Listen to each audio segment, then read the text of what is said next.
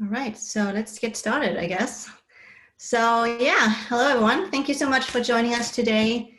Before we get really started, I just want to go over a couple of housekeeping items. So today's Business Bites session is being recorded, and we will have an engaging conversation with our panel for about 45 minutes, and the last 10 to 15 minutes of a Q&A. So please use the chat to ask questions. After this webinar, you will receive a thank you email that we will include a link to the recording and a short survey and some more information about our next Business Bites scheduled in October. So, okay, so yeah, my name is Julia Schlier, and I'm with Hannah House in Newport Beach, a flexible co-working space and cafe. Unfortunately, we are still closed, but we are excited that we partnered together with On It Access, an innovation consulting firm, to host Business Bites every second Wednesday of each month.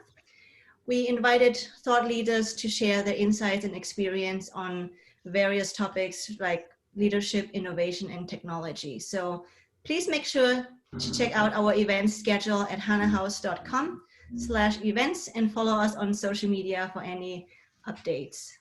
Our wonderful Kelly O'Connell from On It Access is our moderator today. And Kelly, we're excited about the next hours to come, so please take it from here.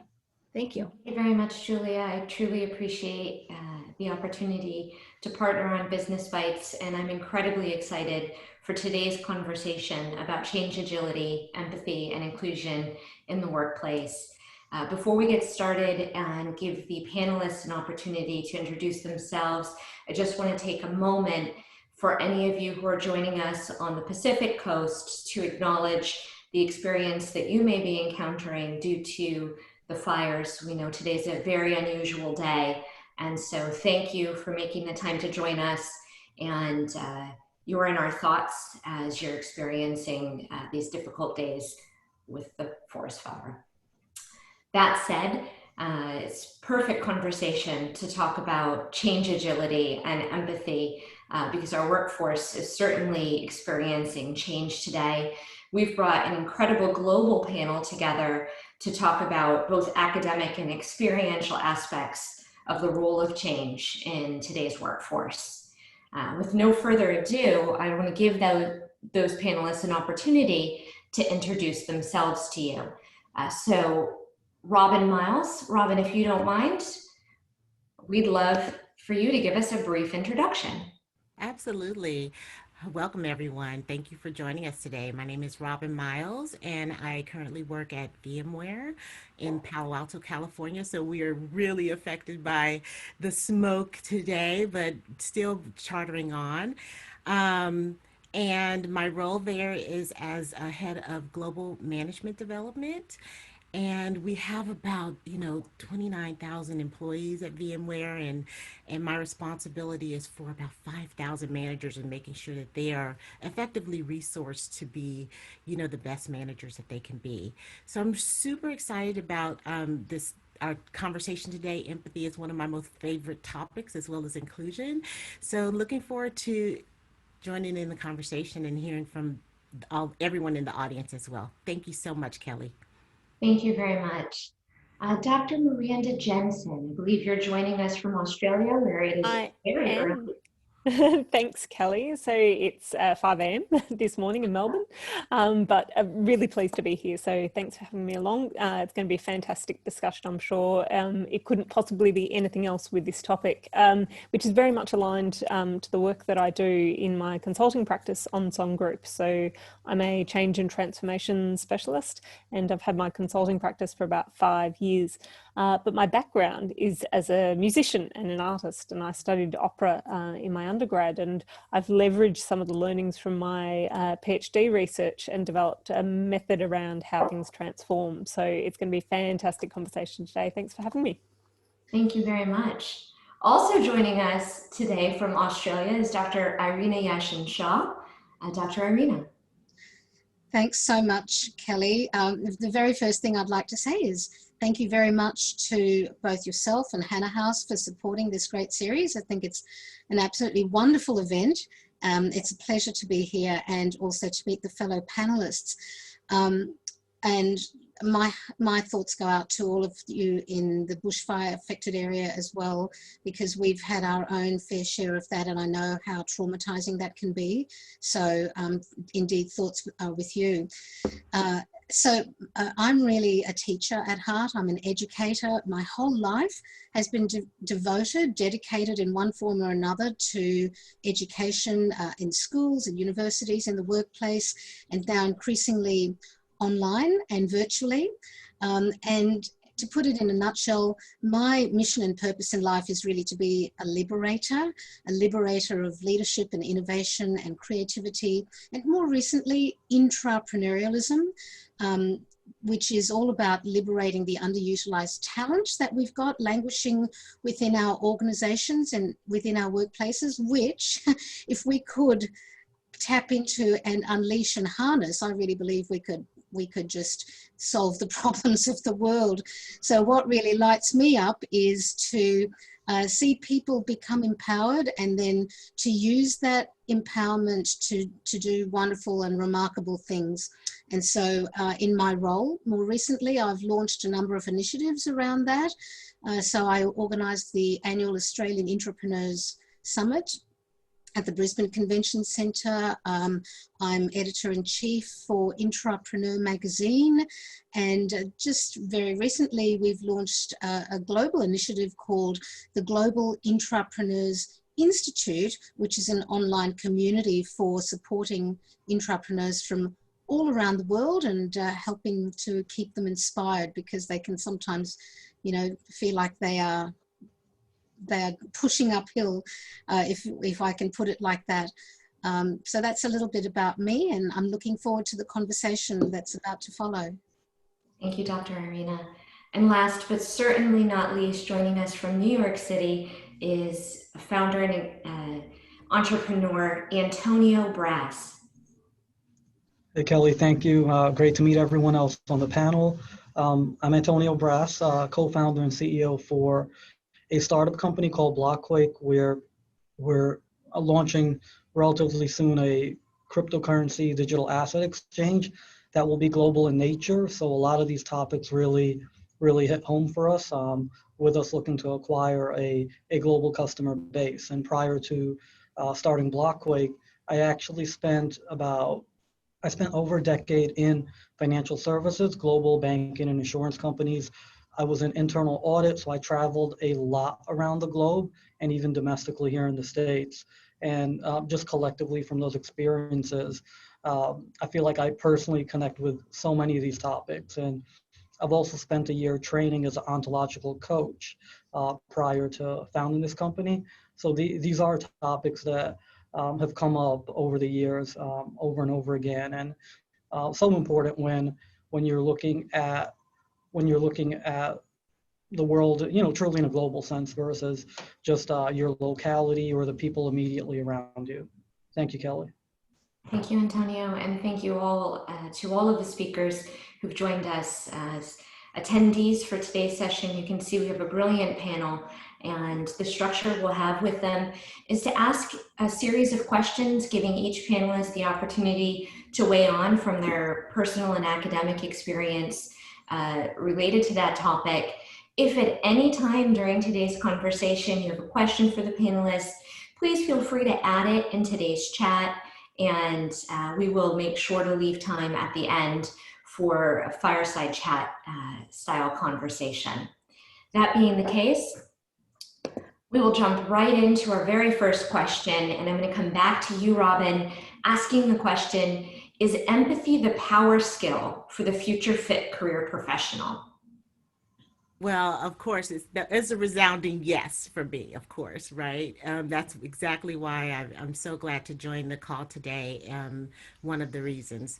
I feel that empathy, I'm not sure if we've set context for the definition of empathy yet, Kelly, but there are two kind of definitions that I work from. One is affective empathy. That's when you are able to really see or feel a person's emotions from their perspective and feel what they're feeling.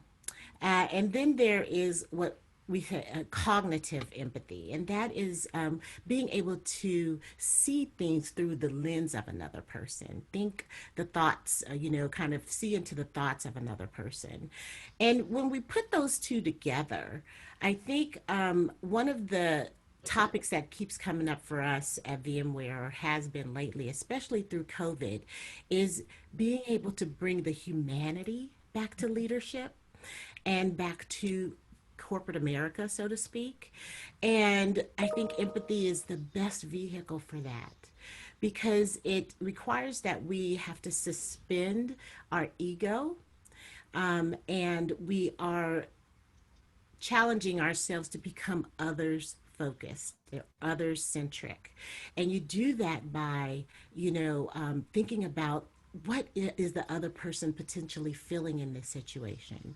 What could the other person be thinking in this potential situation? And then using that information to really make a very human centric decision.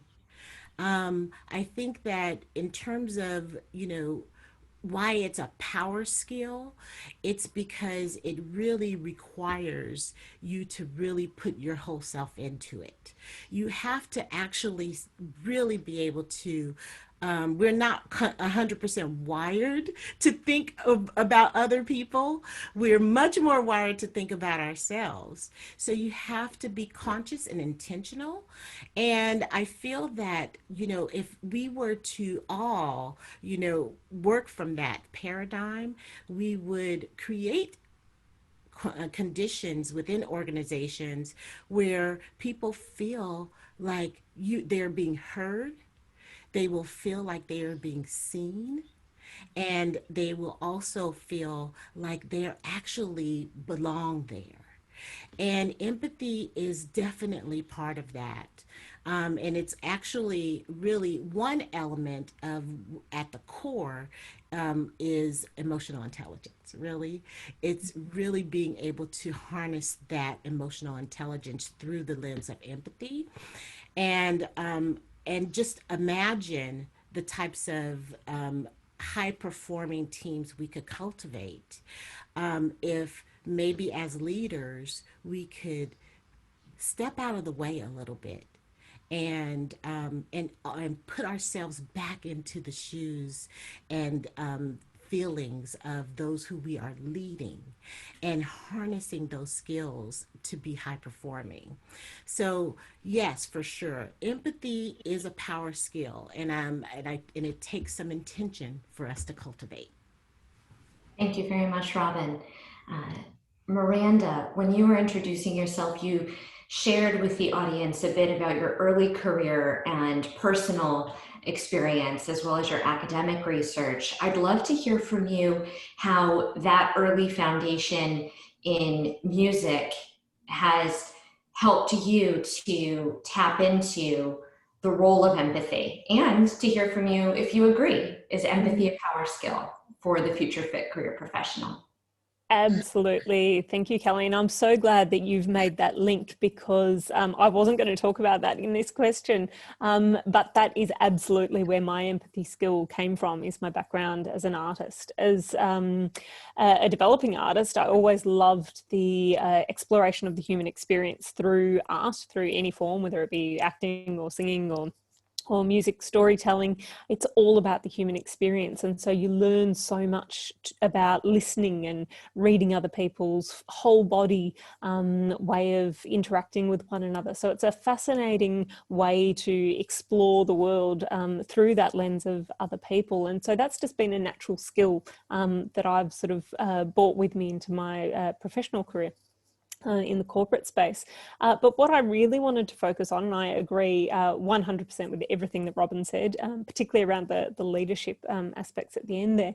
But what I want to talk about, I think empathy, yes, it is a power skill, but not in isolation. So not as we know it, and not as the leading factor that gets us to this culture of empathy. I really think there's been such a big shift in recent years. Mindfulness now is so mainstream and accepted. I heard heard someone talking on the telly the other day. She just dropped into a sentence around, I manifested that. You know, there wasn't even a definition or an explanation. It is just accepted now.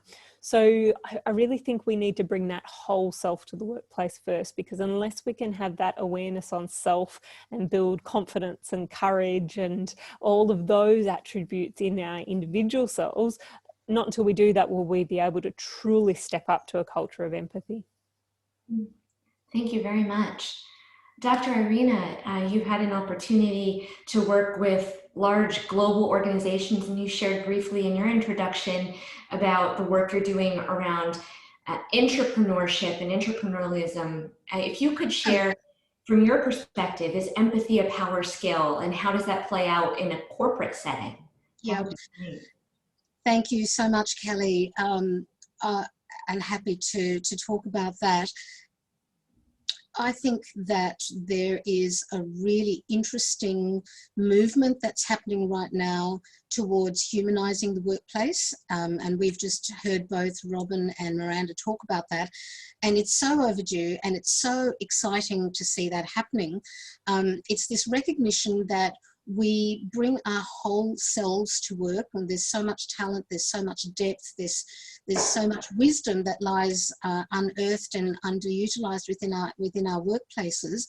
And I think specifically as a result of COVID, we're actually seeing that people are realizing that their colleagues have lives outside of work, and that you know, we're having these meetings online, and we see people in their natural environments, and we see them being interrupted by their pets and their toddlers, and recognizing that, you know, we're not even three-dimensional, we're four-dimensional beings, that and when we go to work, we shouldn't be expected to leave our hopes and dreams at the door.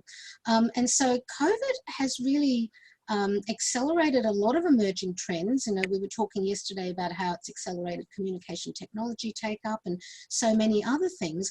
But interestingly, I think it's actually accelerated this trend towards the humanization of the workplace. I've been reading a book called Humanocracy by Gary Hamel that literally just came out a couple of weeks ago, and I immediately downloaded it onto my phone. The subtitle of that book is Creating Organizations That Are As Amazing as the People Inside Them. And I loved that subtitle. So I think that this is a very powerful movement, an overdue movement, a movement that is going to change the way we think about how we work and how we interact with each other.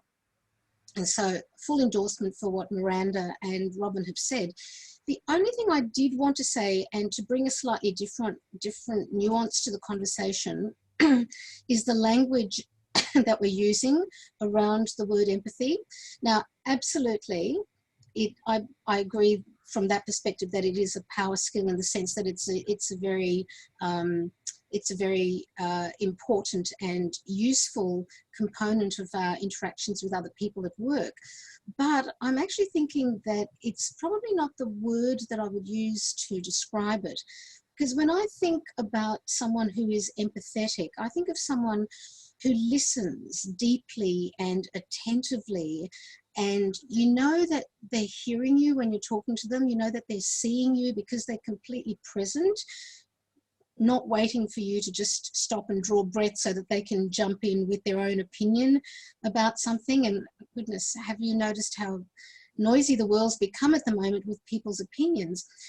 So all the people I know who are deeply empathetic people are gentle souls, and there's a really beautiful stillness about them that comes from their core, and it's a joy to be in the presence of someone who's practicing deep empathy. But to call it a power skill probably has the wrong cadence for me, because it's almost the antithesis of power. So as I was reflecting on this question as part of my, just my mental preparation for this conversation, out of the blue, some words from Shakespeare dropped into my head from The Merchant of Venice about the quality of mercy. And I think it works for empathy as well. And it goes like this. You've probably all heard of it. It's the quality of mercy, but I'm going to replace the word empathy. So the quality of empathy is not strained. It droppeth as the gentle rain from heaven upon the place beneath. 'Tis twice blessed. It blesseth him that gives and him that takes. And my grade 9 English teacher would be very proud of me because I remember that off by heart, because we all had to learn it off for some exercises we were doing in class. But the point simply being is that it's a gentle exchange that benefits everyone, and it's not a call to arms. And so while I certainly see and hope that it is going to be much more present within our future workplaces, I just probably wouldn't quite use those words. Mm. And one of the reasons that I love bringing the panel together, Dr. Irena, is to get that nuance, to move ourselves away from this binary of definition and to hear the exchange of ideas. And it makes me incredibly excited to transition from you to Antonio, coming from the world of finance and looking at the role of empathy as a power skill, from the idea of somebody who's building a team and forming a company. And so from your perspective, Antonio, is empathy a power skill, or, as Dr. Irena shared, a more nuanced and still valuable and important skill of listening for the future? Yeah, I've learned, and I felt like I've always known this, that to Dr. Irena's point, it is very nuanced. I've often said of empathy that, you know, you're working to connect, relate, understand someone else from an authentic place. Like, you have to be authentic about it. People know if you're doing it as you know, just to get ahead, versus if you really care. People can feel that and relate to that. And building a startup where, you know, we've got about 10 to 15 people working full-time, people in New York City here, some people in California, other countries. Everyone has different things going on. Our schedules are all over the place. People work different hours, and we often get on phone calls, video calls, and we each have our own lives, right? Everyone's from different economic classes, different ethnic backgrounds, different cultural backgrounds from whichever countries they might be from.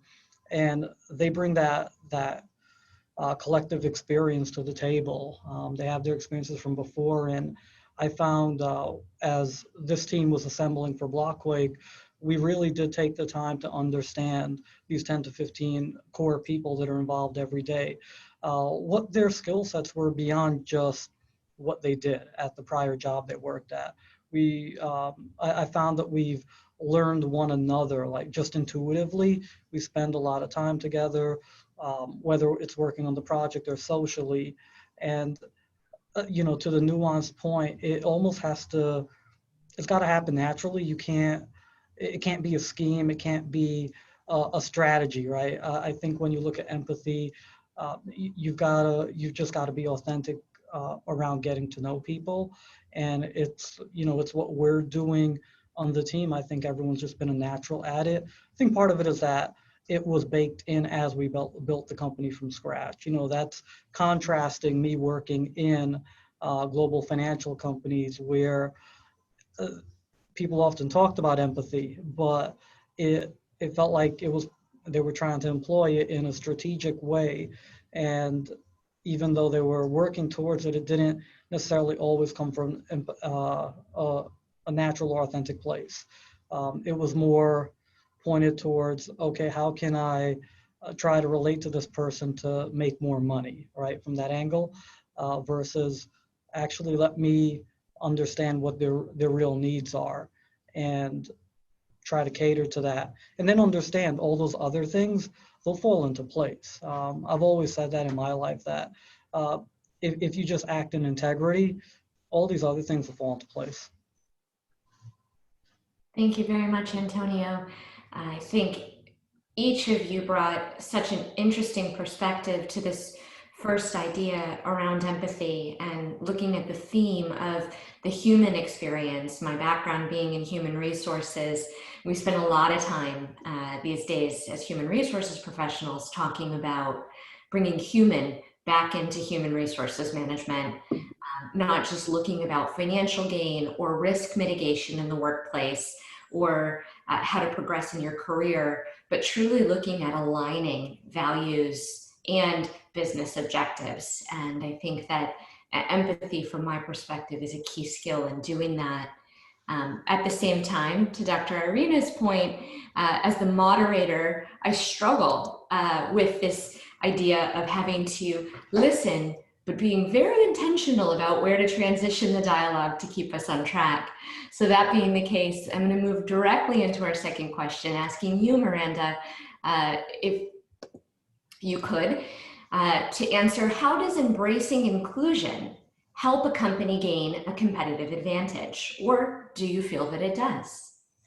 Thanks, Kelly. Yes, absolutely does. And, you know, could go into all the stats on diversity and how those aspects of inclusion do help the bottom line. But I really wanted to jump ahead to, I know we're going to talk a little bit later about innovation, but I can't answer this question without bringing up innovation, because the competitive advantage is innovation in your organization. And innovation really is creativity. And as an artist with an arts background, creativity in the organisational corporate workplace is such an underutilised skill.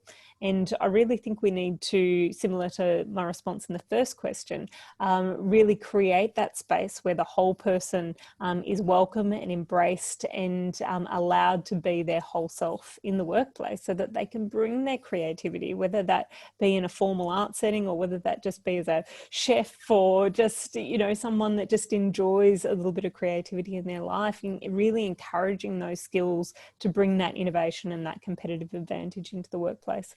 I'm a big fan of transferable skills, and I think there's, you know, you talk, Kelly, about the human resources role there, and I think there really is an opportunity for the human resources practice to really bring in support around transferable skills, because it's not something that we've been conditioned to bring into the workplace. So people really need to develop that skill to be able to identify what is it in their life with that toddler running around that gives them a skill that is beneficial to the workplace, and to really create that space where those unique creative skills are encouraged and embraced and celebrated. Yeah.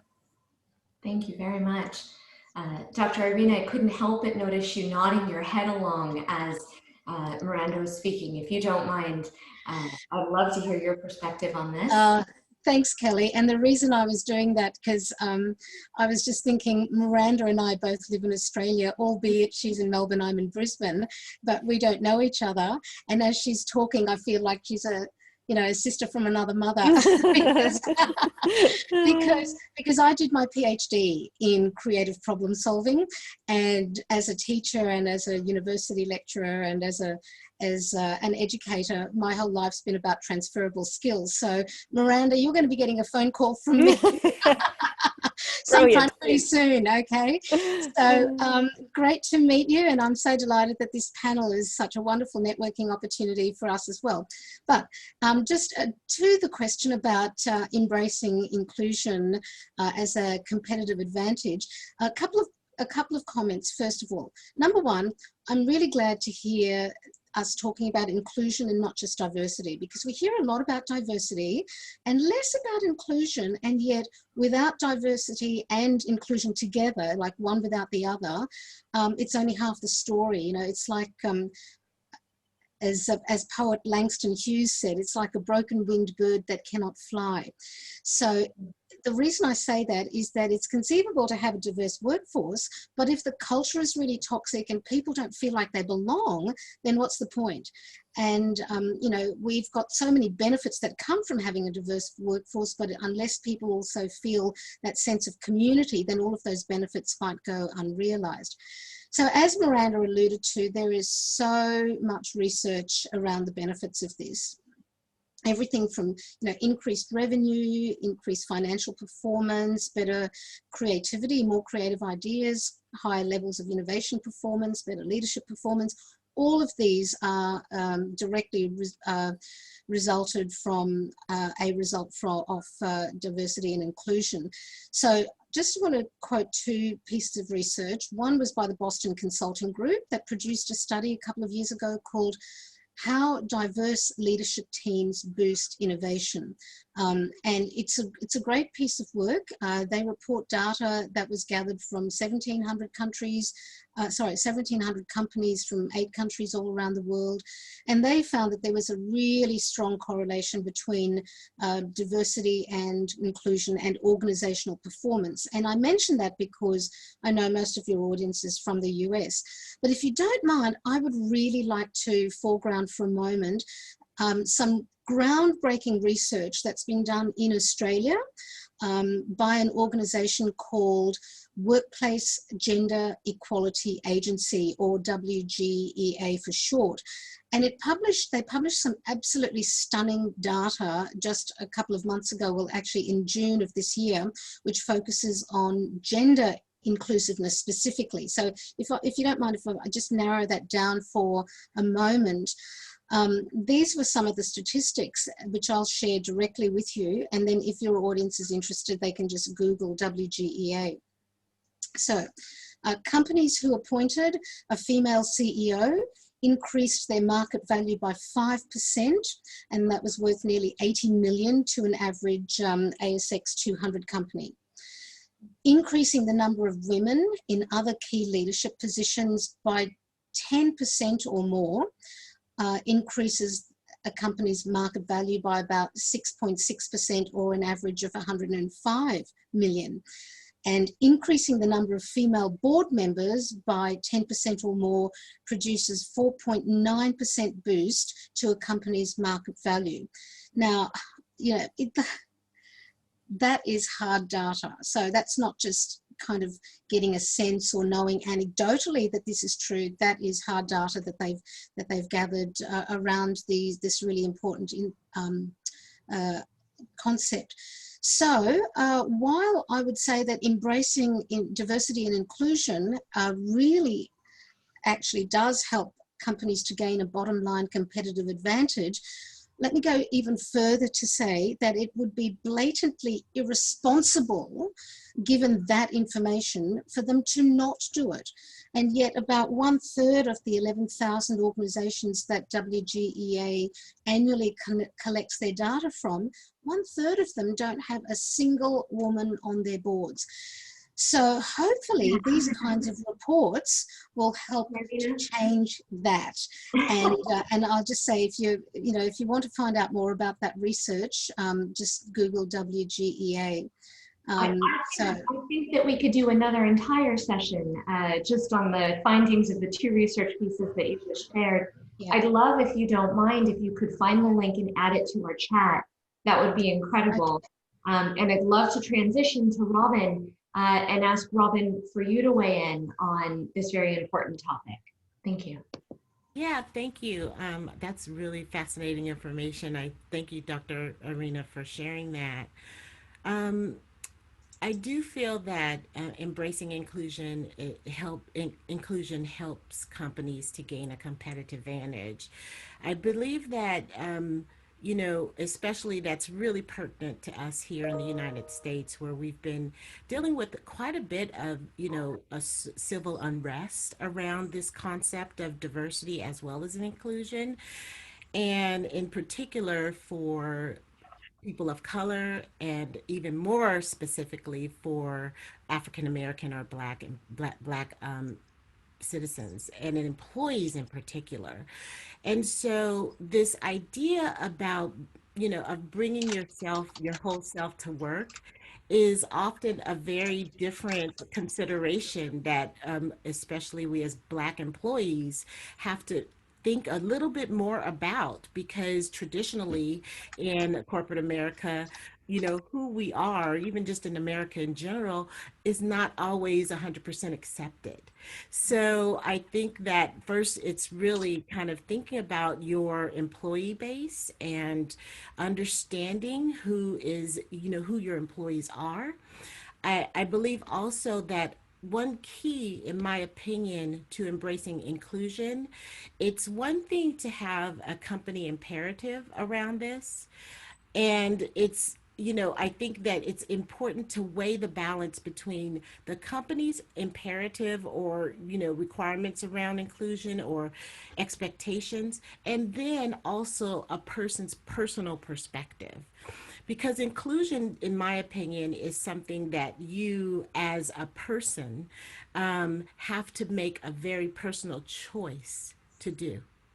You have to choose to consider other, cognitive perspectives, right? We talked about empathy. You have to choose to embrace other thoughts, other ideas. You have to choose to embrace people that may not look like you. And once you get kind of over that hump, then I think you can move forward with this concept of embracing inclusion collectively as a company. And I think also there are concerns. We are wired neurologically, for sameness. So that's why having a personal commitment to inclusion is really important.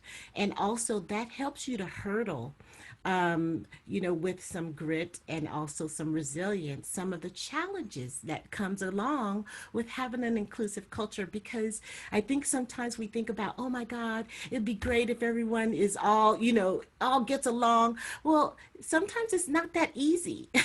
We talk about cognitive diversity and how that often initially leads to cognitive friction before you can have that collective harmony. And so I feel that, it'd be helpful for us to start talking about the realities of inclusion so that we can then support our companies to fully embrace it with the right behaviors and creating the conditions where inclusion can flourish. Thank you very much, Robin. Antonio, you, as a leader, I'm curious to hear, as you think about your business plan and the launch of your company, if you believe that diversity and inclusion will provide your team with a competitive advantage, and then also what leadership's role is in doing what Robin has just shared, is creating an environment where people have the choice to be inclusive and where there's a supportive environment for people to truly bring their whole selves to work. Yeah. What Robin, Irena, and Miranda said, it's so key. As all of them were speaking, I was like, wow, it's just like I'm living this right now. Everything that they're saying. Yeah, just diversity and inclusion. It is so key, and what everyone else already pointed out, it goes beyond just racial or cultural diversity or ethnic diversity. It speaks to gender. It speaks to different having different ideas. That's part of inclusiveness and diversity. And companies really should do that. In my space that I'm in right now, in blockchain and cryptocurrency, it's not very diverse. We're probably one of the few companies out there where our team was built diverse from scratch. We've got men, women, people from different religious, ethnic, country backgrounds, and different thoughts as well. And to Robin's point, we've definitely had it. We started in January 2018. It's over 2.5 years later. We have people that think very different ways from different industries. And we've promoted a culture of bringing your thoughts to the table. Don't be afraid. Actually, like when we have team meetings, talk about it, or reach out to anyone on the team and talk about it. Let's hear what you're thinking. And there is initially, as you get to know one another, there is that natural friction because you are trying to identify with the other person, right? We go back to empathy and all these topics we're talking about today where, you're working with someone brand new and you're really trying to relate to each other. And you eventually get there where it's just intuitive. You understand what the other person's really trying to say. And now you get to that point where it's a mature cycle as far as looking at things in an inclusive way. So we've been through that, and a lot of it from leadership, right? We keep talking about top-down approaches, it really does come from the top, where a company's leadership needs to embrace this. They need to constantly talk about it. It needs to be front and center, and they have to live it themselves. They have to be out there showing that they're trying to create a broad-based team, and just making a difference from that perspective, right? And it is a competitive advantage, particularly if you're seeking to be a global company, as we are, when you're trying to attract business from other parts of the world, or just the country you're in, where someone from another city might be different, or different thought processes. They want to, customers want to relate to a company that they're giving their business to. Thank you very much. As we continue this conversation, I'm going to ask Dr. Irena to weigh in on our next question. We have a number of questions coming up from the audience as well in the chat, and I want to make sure that we have ample time to receive their questions. So I'm just going to ask two of you to weigh in on this next question, and then the other two to weigh in on the final question, just to make sure that we have a chance for our team chat. So that being the case, Dr. Irena, turning it to you, will change agility determine organizational success in tomorrow's landscape? Thanks, Kelly. And to put it very succinctly, in the words of Eliza Doolittle from My Fair Lady, abso-bloomin'-lutely. And then just to balance that one out, we've got that famous quote from Charles Darwin that we're all familiar with, I'm sure, that it's not the strongest nor the most intelligent of the species that survives. It's the one that is the most adaptable to change. And my goodness me, haven't we been thrown into the learning experience for that right now? So look, change agility for me is the ability to learn fast and act fast and figure out really quickly what isn't working. And people who are change agile are not disorientated when the environment or circumstances shift, but rather they can just do whatever they need to recalibrate, get back on track and keep going. So it's really about being highly adaptable. So I think it's very closely tied up with the concept of learning agility. You can tell that I come from an education background. So it's really about learning what you need to, when you need to. And that requires a commitment to lifelong learning. And that is absolutely essential in our world today, because knowledge is increasing at an unprecedented rate. So according to IBM, knowledge is literally doubling every 12 hours right now. So we're living through extraordinary times of change. The half-life of knowledge is rapidly decreasing, and that's the amount of time that it takes for half the facts of or information or knowledge within a particular field to become superseded or obsolete. So what this means is that the skill of learning is far more valuable and important than any specific information learned. And we've been definitely reminded about that in this time of global disruption and in this pandemic, when so many businesses have been thrown into uncharted territories. And many of them have been very change agile. I mean, we've seen some wonderful examples of creative problem solving, Miranda, here in Australia, where businesses have very quickly pivoted their core services into a completely different area in order to meet new market demands. For example, just one example that I came across recently that I thought was so clever was a medium-sized company, an SME, that built stages for large events. And of course, the live event industry is completely collapsed, not just here in Australia, but just everywhere. And they switched from making huge big stages for live events to building smaller desks to support people working from home. And they're beautifully designed, easy to construct, and they've sold thousands of them by repurposing their existing equipment. And without that pivot, they'd probably be out of business, but they've been change agile.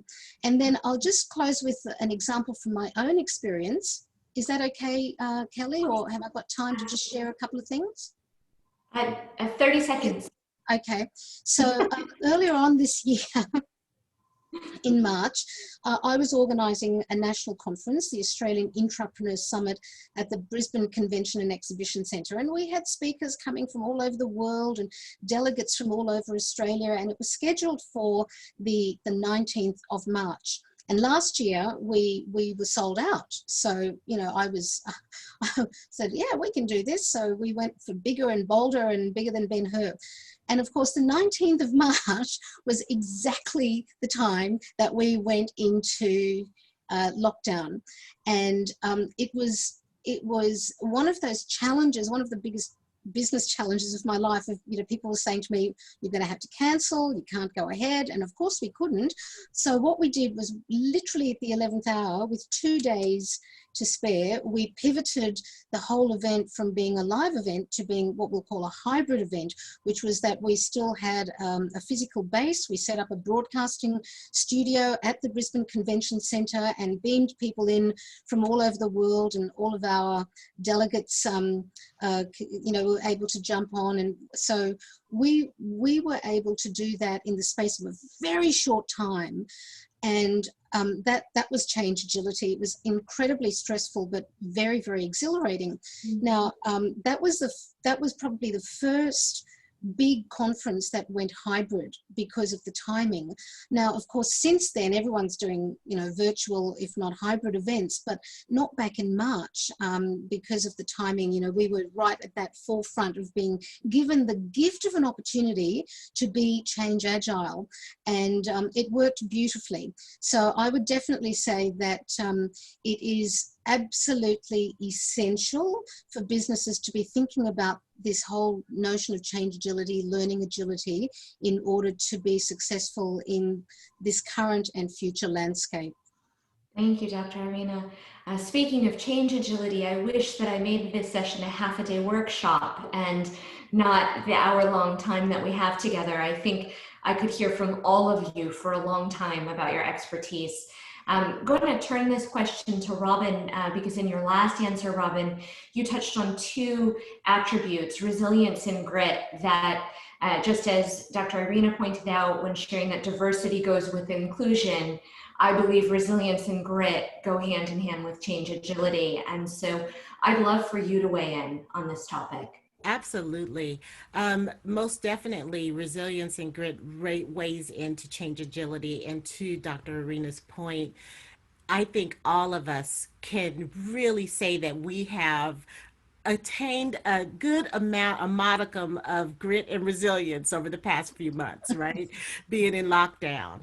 One thing that I will add to Dr. Irena's wonderful explanation of this in response to this question is that we are as agile as we are stable. Mm-hmm. And one of the elements to agility that McKinsey actually has a really great research on this topic is that in order to be able to pivot and move with agency, that you have to have some anchor. Similar to a tennis player, you see a tennis player have a tennis player stance, which is their anchor, and they are able to then pivot to the right, to the left, to the front, and to the back, depending on where the ball goes, because they have that anchor. And it's so important for us to have this in organizations, to allow what can be stable to be stable, so that it gives us that room to be able to flex and move when disruption comes.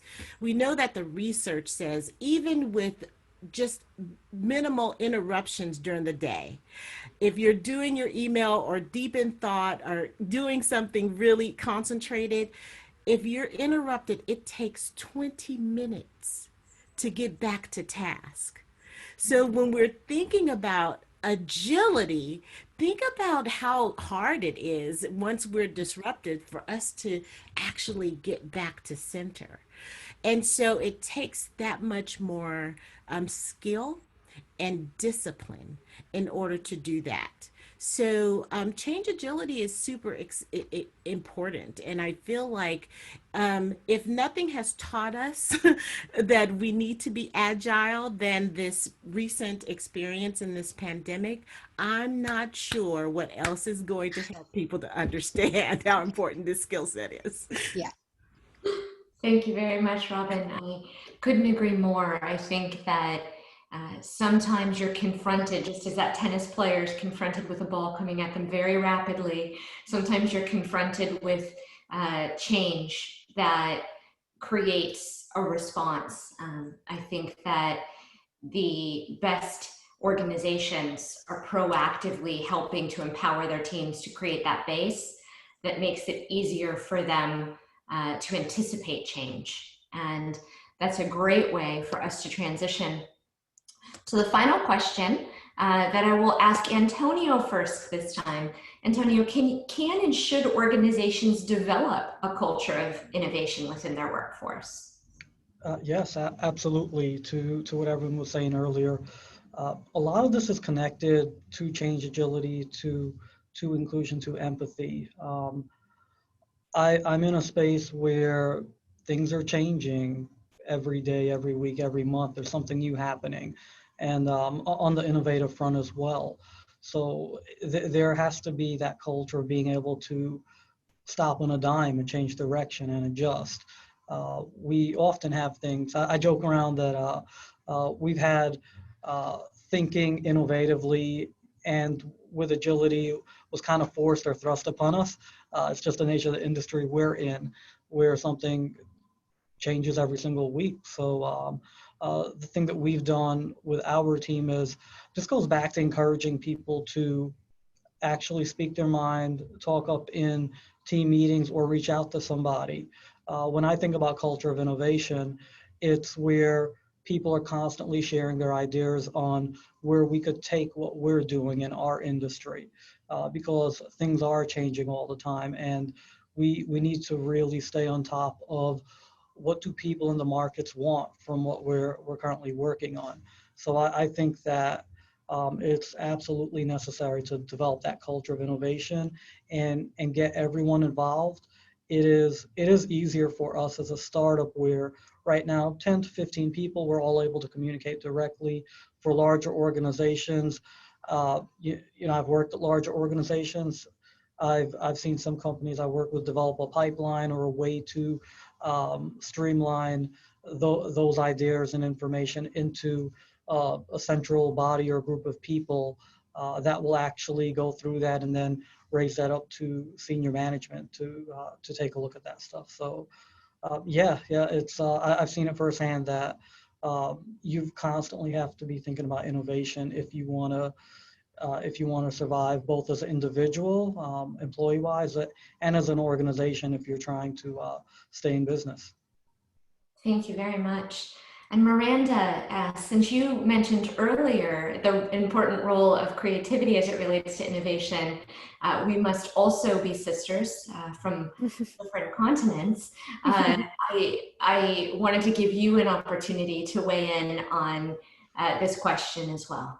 Thanks, Kelly. And I might also touch on a couple of the questions that people have asked in my response as well, because I want to talk about what innovation in action looks like in the organisation. And Cam's asked around, inclusion and what does the organisation look like when inclusion is happening. Now, the thing, I lead organisations through these large, complex 3-5 year transformational changes where they're changing everything. And the one thing that I always find fascinating is that organisations can't see that they're changing. They feel the challenges of it, but they can't see how far they've come, particularly when they're in the, that performance dip where things get really, really hard and they're starting to question whether or not it's actually worth it, and they cannot see how far they've come. So some of those things, when innovation is actually working in the organization, it's about setting aside dedicated time for it, actually saying, we're going to get in a room and we're going to challenge one another to be as creative and innovative as possible.